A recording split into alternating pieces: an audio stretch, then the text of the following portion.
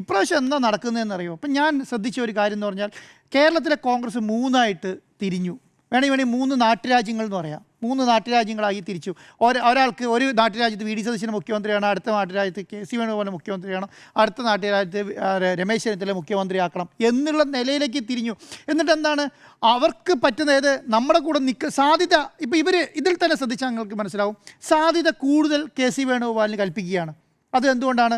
AICC general secretary എന്നുള്ള നിലയ്ക്കും ഹൈക്കമാൻഡാണ് കേരളത്തിലെ ഹൈക്കമാൻഡ് കെ സി വേണുഗോപാലാണ് എന്ന് നിശ്ചയിച്ചിരിക്കുന്നത് കൊണ്ട് കൂടുതൽ സാധ്യത അങ്ങോട്ട് പോവുകയാണ്. അത് അനിൽകുമാർ തുടങ്ങി ഇങ്ങോട്ട് വരികയാണ്. അനിൽകുമാർ അത് ആദ്യം തുടങ്ങി വെച്ചു. പിന്നെ എങ്ങനെയാണ് തുടങ്ങുന്നത്?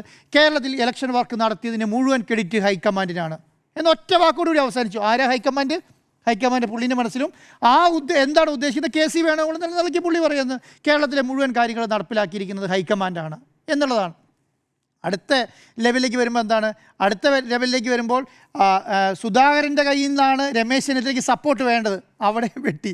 അവിടെ സുധാകരൻ ഇന്നൊരു അക്ഷരം വേണ്ടിയിട്ടില്ല കേട്ടോ. ഞാൻ ആ ഫേസ്ബുക്കിനെ ഒന്നും കാര്യമായിട്ട് കാണുന്നുമില്ല. കാരണം എന്തുകൊണ്ടാണ്? അത് ഫേസ്ബുക്ക് പോസ്റ്റ് സുധാകരൻ ഇന്ന് പറയേണ്ടതാണ്. അങ്ങനെയാണെങ്കിൽ മനസ്സിലായോ? അദ്ദേഹം നല്ലയാളാണ്. സുധാകരൻ്റെ ശൈലി വെച്ചിട്ട് ഇദ്ദേഹം മുഖ്യമന്ത്രിയായ യോഗ്യനാണെന്നൊക്കെ പറയും. ഒരക്ഷരം ഒന്നൊരക്ഷരം വേണ്ടിയിട്ടില്ലല്ലോ. റിസൾട്ട് വരട്ടെ എന്ന് പറഞ്ഞാൽ അദ്ദേഹം കയറിപ്പോവുകയാണ്.